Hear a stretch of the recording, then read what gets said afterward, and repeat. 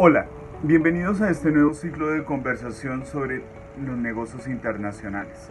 En esta ocasión estaremos acompañados por expertos, los cuales nos darán una visión sobre las teorías del comercio y los negocios internacionales, tocando aspectos históricos y actuales de este importante tema. Agradezco a ustedes su tiempo y espero que lo disfruten. Voy a comenzar explicando una de las principales teorías comerciales de la Edad Media. Nos ubicamos en el siglo XVI y XVII, donde las grandes potencias hegemónicas europeas, tales como lo era Inglaterra y Francia, entre otras, consideraban que la acumulación de bienes era fundamental para sus economías. Esta acumulación se basaba en el superávit de bienes recibidos. Se consideraba en la balanza comercial que a mayor exportación y entrada de divisas, hablándose de oro y plata, metales preciosos abundantes en la época, y a una menor importación o flujo de capitales, la economía de estas naciones generaría un superávit. El mercantilismo se basa en el concepto fundamental de una protección del Estado al comercio en general. Años después, el británico David Hume nos demuestra que esta teoría del mercantilismo es contraproducente para la economía de estas naciones y nos da la primera visión a una teoría de libre mercado. Adam Smith, en su texto insignia La riqueza de las naciones, en el año 1776, nos demuestra lo contrario o lo opuesto a la teoría anterior, que era el mercantilismo. Él nos da una visión de que cada nación debe generar un superávit en el comercio con otras naciones. Esto se basa en la siguiente manera. El postulado de él básicamente nos explica: cada país debe especializarse en una producción y comercializar con naciones vecinas. De esta manera generaría mayor riqueza tanto para esta nación que está exportando como la que está importando, reduciendo costos y mejorando la competitividad.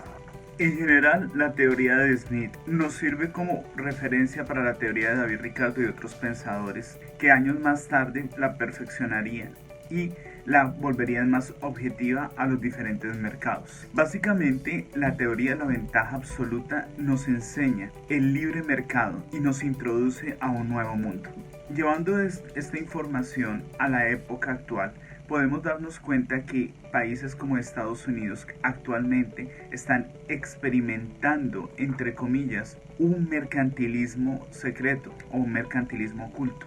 Al modificar sus tratados de libre comercio, generando un proteccionismo nacional, están aplicando un neomercantilismo, tal como sería el caso, por ejemplo, de China, Estados Unidos o algunas otras superpotencias, las cuales consideran que yendo hacia atrás, hacia un proteccionismo, generarían una mayor riqueza a sus propias naciones. Y por el lado opuesto, yéndonos a la teoría de Smith, con su postulación de la riqueza de las naciones de 1776, llevándolo a la época actual, podemos darnos cuenta que los CIBETs, Colombia, Indonesia, Vietnam, Egipto, Turquía y Sudáfrica, países en vía de desarrollo, aprovechan el libre mercado internacional para generar una riqueza en sus economías. Este sería un buen ejemplo de lo que sería la teoría de Smith y el libre mercado.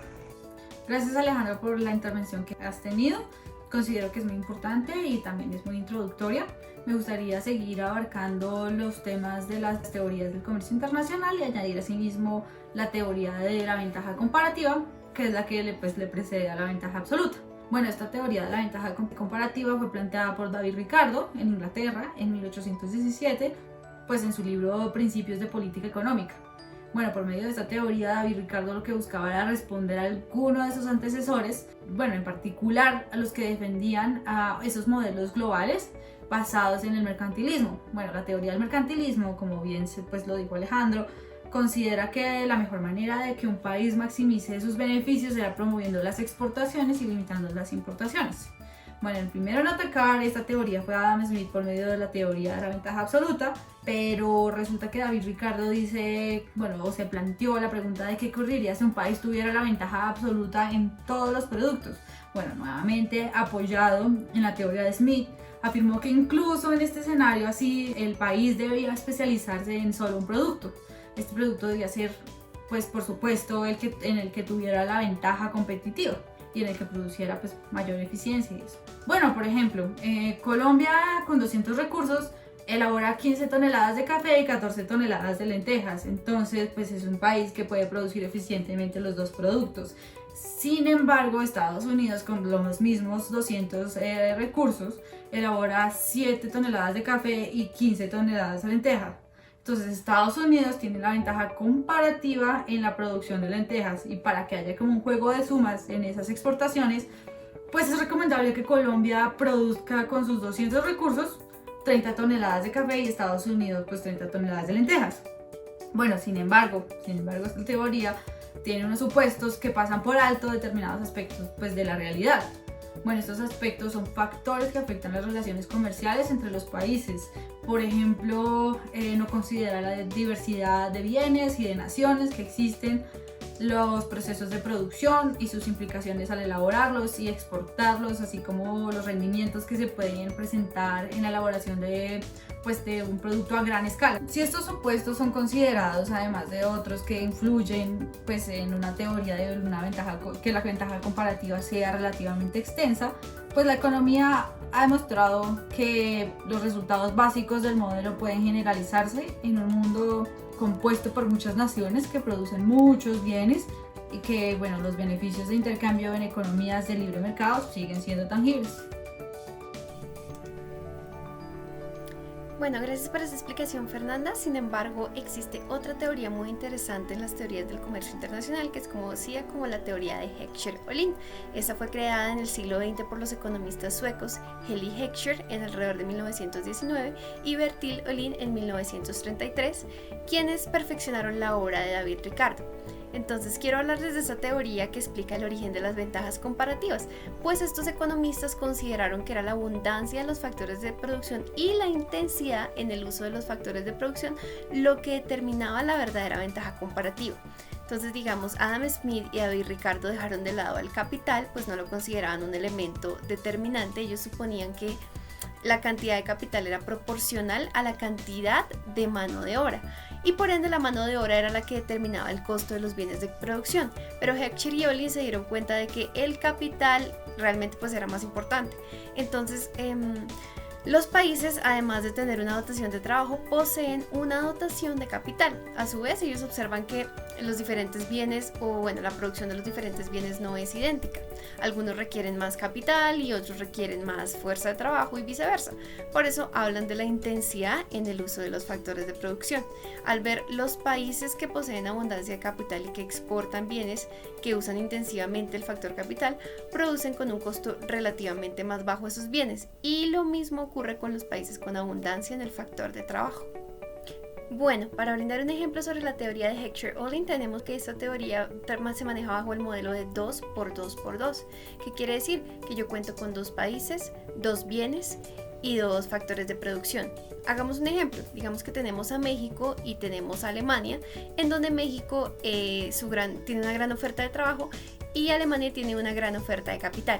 Entonces México va a demandar bienes intensivos en capital, lo cual va a demostrar su ventaja comparativa con Alemania, mientras Alemania demandará bienes intensivos en trabajo, lo cual es la ventaja comparativa de México, donde habría un gana-gana, ¿cierto? En este momento todo es perfecto hasta que la diferencia se radica en los precios que fija el mercado para los bienes intensivos en capital, siendo por ejemplo los de capital los más elevados, y ahí influiría la teoría de la intensidad de los factores de la que hablan Heckscher-Ohlin. Alemania tiene, por ejemplo, en este caso, dado este caso, las casas matriz de los automóviles más famosos como son Audi, Volkswagen. ¿Y por qué? Porque la abundancia de capital es su principal ventaja comparativa, pero sus casas de ensamblaje están en países del tercer mundo. En este caso, el caso, digamos, de México con la serie Escarabajo de Volkswagen, que tuvo tanto éxito, pero su mayor parte fue ensamblada en México. Bueno, otra, digamos, de las teorías importantes que surgen dada la teoría de Heckscher-Ohlin es la paradoja de Leontief. Y esta paradoja, ¿qué es lo que dice? Prácticamente Estados Unidos gozaba de una abundancia de capital comparada, digamos, con otras naciones. Uno pensaría que pues por ello estarían, digamos, produciendo bienes en abundancia de capital. Sin embargo, tras hacer, digamos, que un estudio, lo que se descubrió es que las exportaciones estadounidenses eran menos intensivas en capital que las importaciones. Entonces era una discrepancia, digamos, de las predicciones que nos indicaba el modelo de Heckscher-Ohlin. Entonces todavía con certeza no se sabe cuál es la causa de la paradoja de Lyon-Tiff, pero una posible, digamos, explicación es que como Estados Unidos tiene una ventaja especial en la elaboración de productos o bienes nuevos que están hechos con tecnologías innovadoras, eso ayuda a que haya una reducción, digamos, en los precios y por ende de pronto no se requiera tanto capital como se pensaría. Esos productos, como requieren menos capital, de alguna manera Estados Unidos estaría exportando bienes que requieren mucho trabajo capacitado y espíritu, digamos, emprendedor, como lo serían los temas, digamos, de software, temas, digamos, de tecnologías como tal, y estaría importando muchos productos con muchísima manufactura, y eso también implica pues grandes sumas de capital. Entonces esa situación pues pone en un dilema a los economistas, porque prefieren, digamos, que la teoría de Heckscher-Ohlin para hacer, digamos, bases teóricas, pero no es muy buena para pronosticar todo lo que son temas de comercio internacional.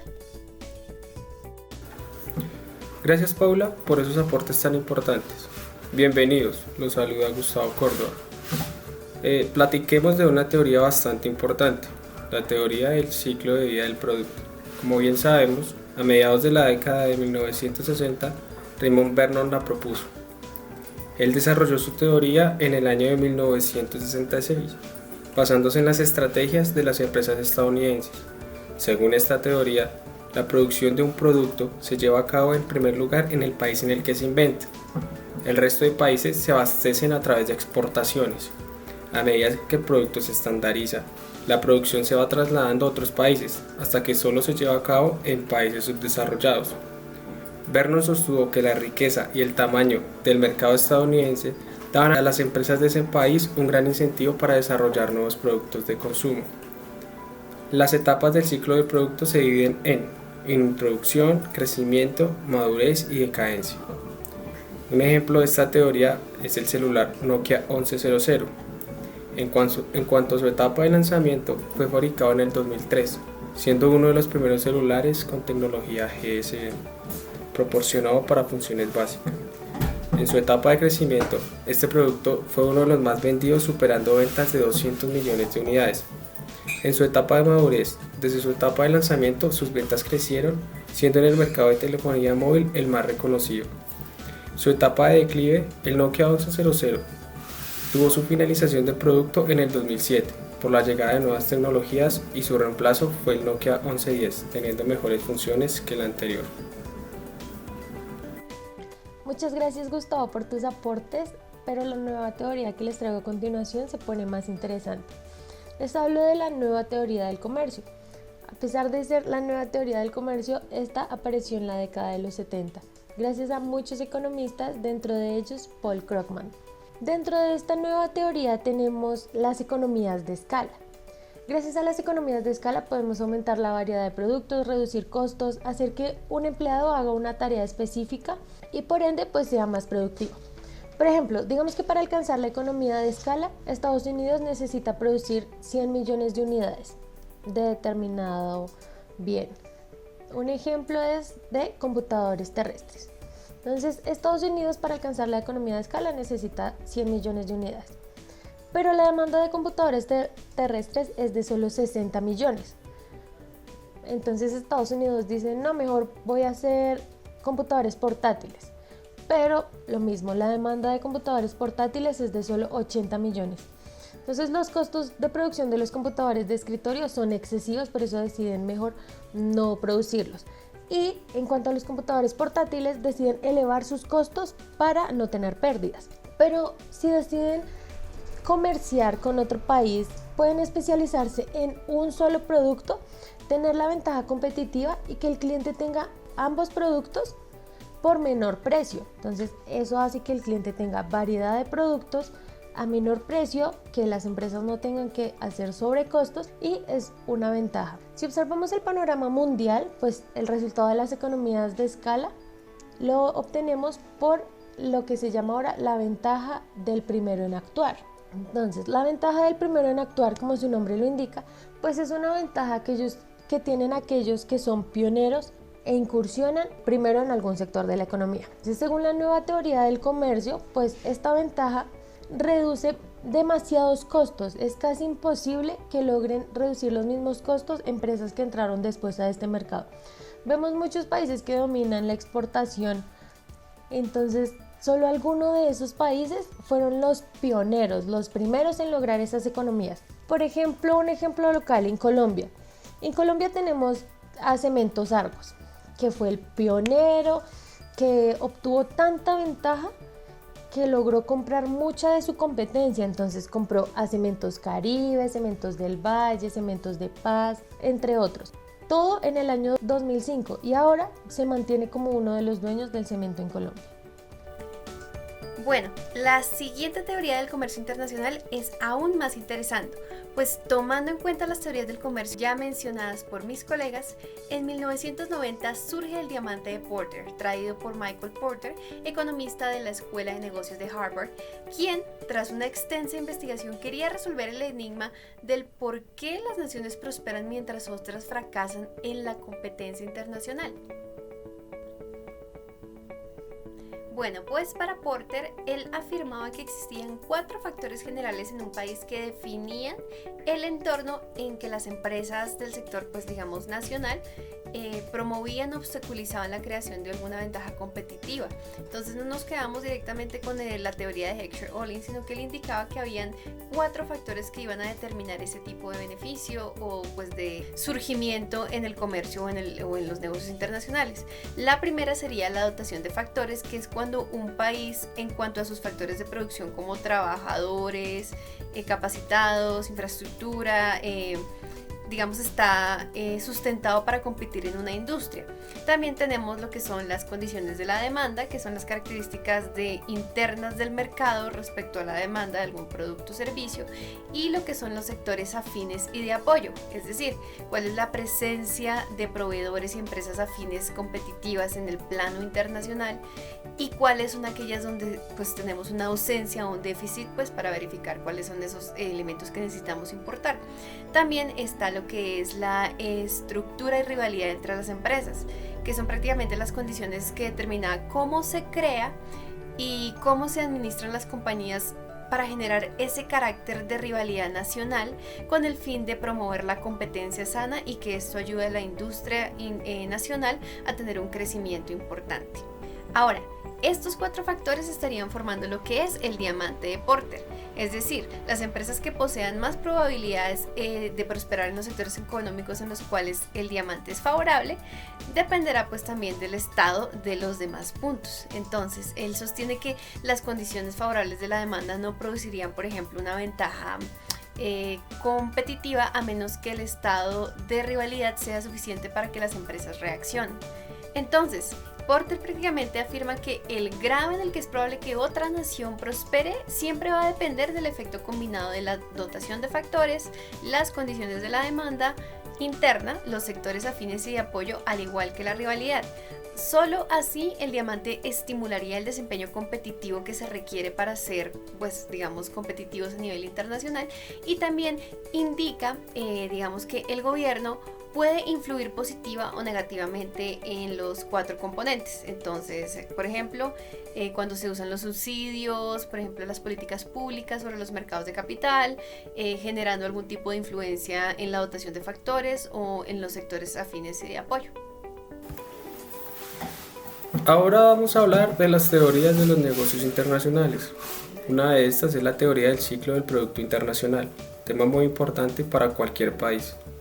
El ciclo de vida del Producto Internacional es un modelo teórico que describe cómo una industria evoluciona con el tiempo. Esta teoría también traza el desarrollo del programa de marketing de una empresa, cuando compiten en los frentes nacionales e internacionales.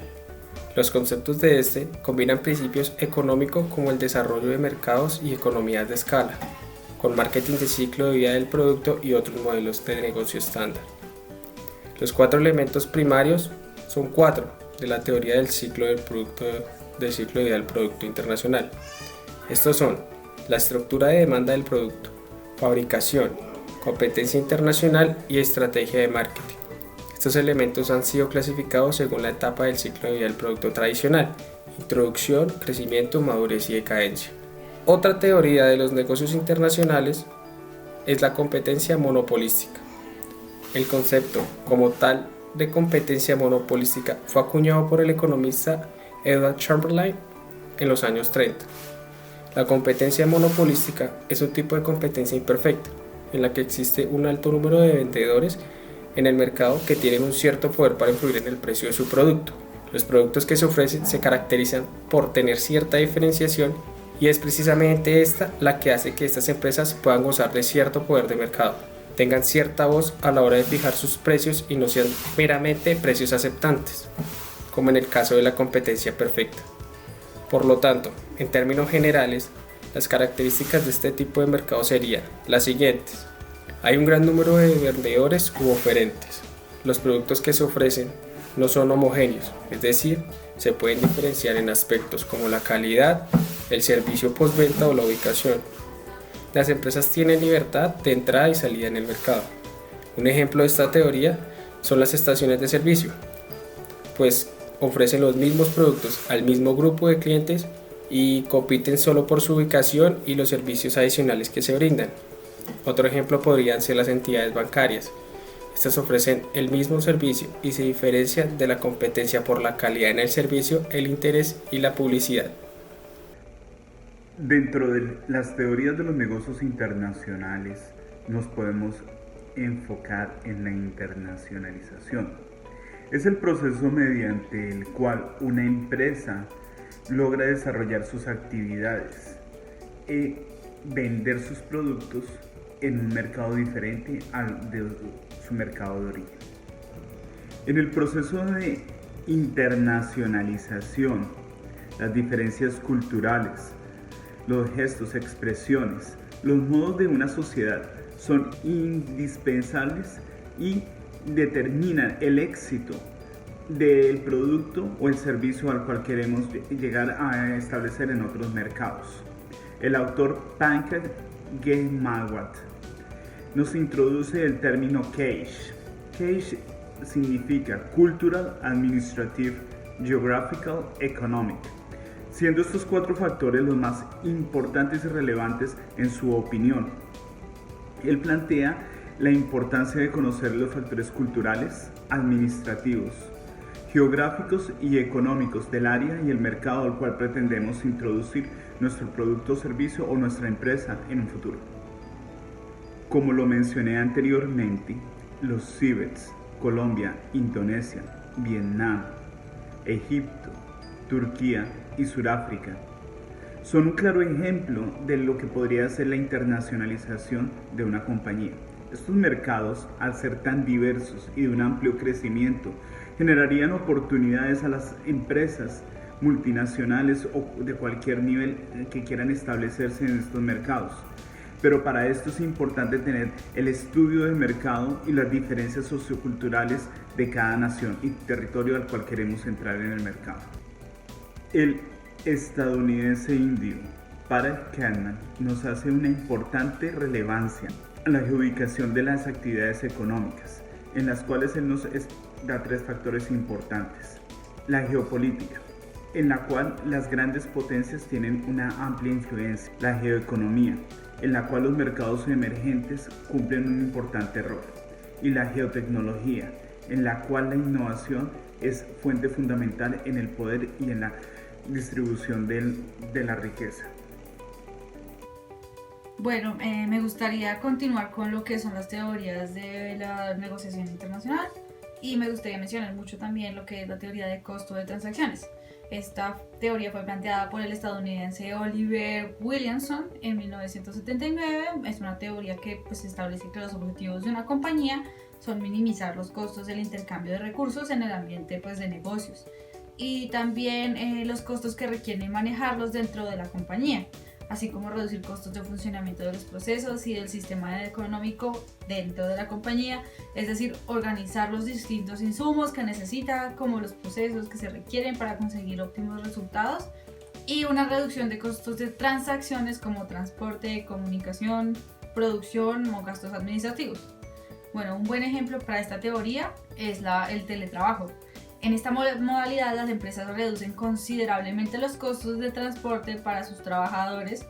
En servicios, pues por ejemplo en la planta física no utilizan muchos recursos porque pues los recursos van en las casas de las personas, entonces se ahorran un dinero ahí.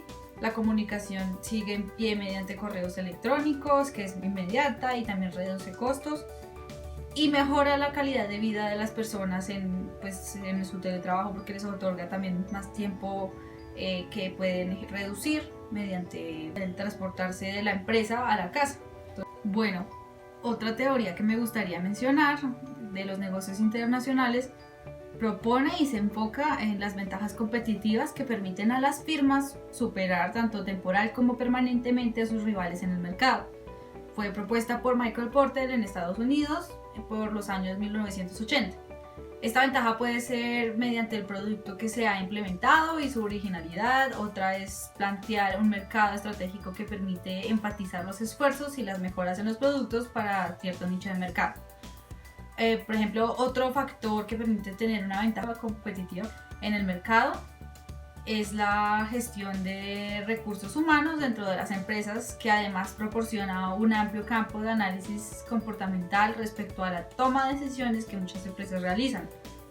Bueno, por ejemplo, en esta teoría se puede aplicar el caso de China, que ha generado productos a menor costo a comparación de sus competidores, o por ejemplo el reloj o los relojes Rolex, que ya tienen definido un público específico al que pueden vender y además sus costos de producción pueden ser un poco elevados para elaborarlos. Esta posición de marca permite que las personas sean menos sensibles ante los productos y que sean más fieles sus compradores.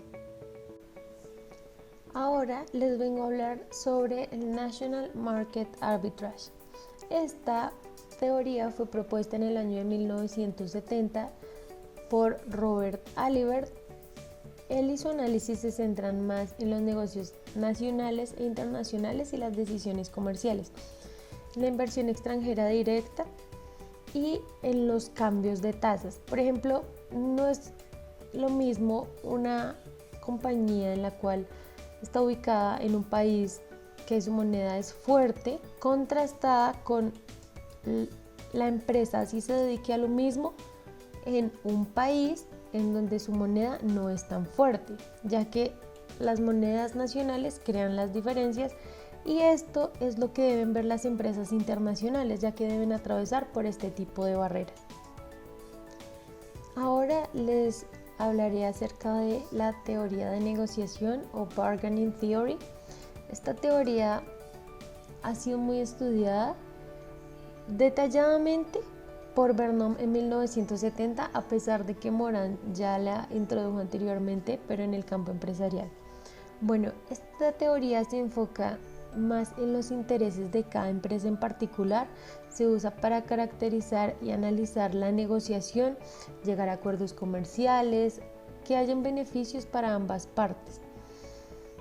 Entonces, un claro ejemplo de esto es en Colombia cuando se compran por volumen, por cantidad. Entonces tenemos una empresa que está vendiendo sus productos y una empresa que los está comprando. Entonces la empresa que los está vendiendo dice, bueno, está bien, si usted me compra más de 100 productos, yo le hago un descuento del 10%. Entonces ahí la empresa que está comprando obtiene un beneficio porque está obteniendo los productos a menor costo, y la empresa que los está vendiendo también obtiene el beneficio, ya que son 100 unidades, pues es una cantidad considerable que está vendiendo de su producto. Esta es la teoría de la negociación.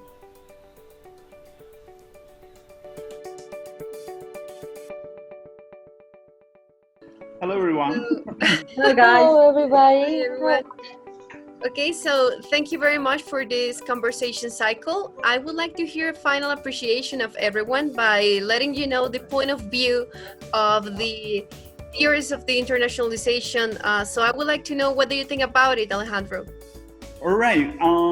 Paula, thank you so much for your time. I think the mercantilism was a commercial theory that was have a lot of impact on the previous year, but now in the globalization and with the actual markets, I think the internationalization of the companies and business are so important, and the study of the geographical and cultural markets and countries where we try to introduce our products or business are very relevant at the end.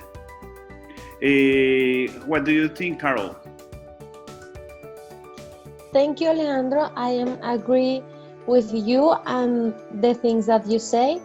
And as a conclusion, I can say that all the theories are so important to know the evolution of business and are so helpful and useful for our careers to be sustainable for our planet and our country, because that promotes the growth. Also show us the importance of the international market, business and trade, and how this affect the enterprises, the countries and the development. Thank you for that intervention, Carl. So what do you think about it, Fernanda? Thank you, Paula. Well, we'll continue with the information that Carol told us. I think it is really important to know the difference between international business theories and international trade theories as well. All this in order to establish the correct efforts and main subject each discipline would focus on. Well, the thing is, each of those explain multiple factors that balance or not the efficiency and the main goals the firms have, and the government have, and as well the relations between them as domestic and international arenas. Well, another thing that I think is some of this information is crucial for many local and international entrepreneurs for a correctly competitive development in a globalized world. Excellent. Thank you so much for that appreciation. What do you think about it, Gustavo? Thank you, Paula. In my opinion, the monopolistic competition does that the consumer can choose between differentiated products, not just for the brand, not for color, size, or price. In this sense, differentiation is the way to build a competitive market. As for the product life cycle theory, I believe at this moment the companies are producing products with a shorter life cycle. For example, in technology, we can see the companies make mobile phones that must be changed in very short time. In this way, the consumer must change faster the products and company increases rapidly its sales. Excellent. Thank you for that. That technology appreciation is very interesting. So I would like to give you a final question, which is, what do you guys think is the international theory that applies best to the Colombian market? Thank you, Paula. I think the competitive advantage could be one of the most relevant theories could apply for the Colombian market. Because actually Colombia have a lot of sources of natural supplies, and we export all these supplies to foreign countries where they process and finalize in products that will be imported back to our country and resell. So I consider it personally that the production of these final products will be necessary or will be important in our country. Okay, so I believe the competitive advantage and the improve of the national industry will be so important and relevant for the global markets and for the specifically for the Colombian national market and economy. Excellent, Alejandro. Thank you so much for that. I actually agree with you. I consider that the Colombian market needs a lot to improve of.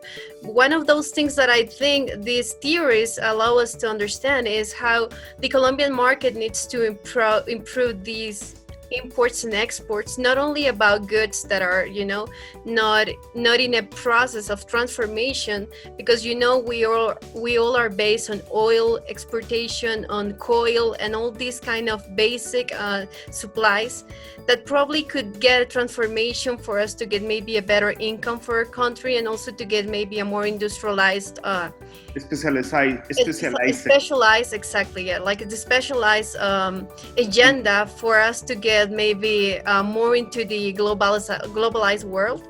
And finally, I would like to say that with all these theories of international trade and the international business, they start from the fact that the foreign trade is caused by the existing difference between countries, finding models like the absolute advantage of Adam Smith, finding models like the absolute like the one given by David Ricardo, where the specialization is given in a comparative advantage, and others like the Heckscher-Ohlin model, where countries specialize in the exports of goods whose production is intensive in the factor which is given in a specific country.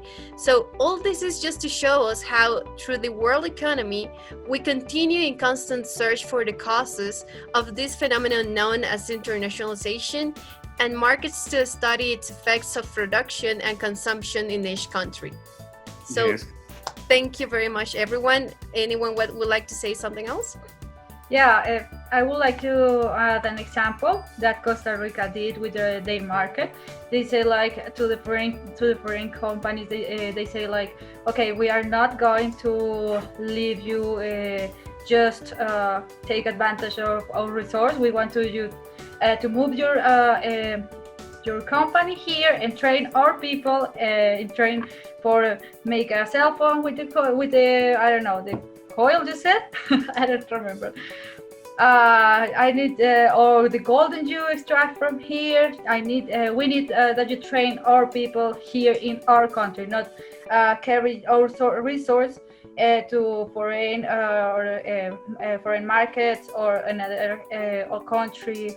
So I think that is a good example that Colombia can follow in order to improve their market and the PIB. Thank you, Fernanda. I think what Fernanda says was really important, but I am concerned for the education process. What do you think, Carol, about the education in the process of internationalization? Thank you, Gustavo, for your question. I think that the education is so important because Colombia, it's one of the countries that have more people that not can access to education. Yes, the people in the areas far to the big cities don't have access for more education. The universities are not free. The education is so expensive here in Colombia. So we need to reduce the cost of the education and improve the schools, the universities for all the country, because just the universities are just in big cities. The schools not offer a good education. So we need to improve that for be a developed country and to be more accessible on prices to be rich for everyone. For example, in the Guajira, here in Colombia, we don't have a lot of education people, and we have more indigenous that have their own education, and it's different the education that we need for increase the economy of the country. We need to focus also the education of increase and develop the country, and not for stay here and be just an employee for a company. Excellent. I totally agree with you, Carl. So thank you everyone so much for your appreciations. I believe that this conversation cycle was very interesting. I believe that everyone learned a lot. So thank you again, everyone. And I hope you have an amazing weekend. And let's see you again in another conversation cycle. Bye-bye, everyone. Thank you. Thank you. Bye-bye. Thank you, Paula. Thank you, everyone, and bye-bye.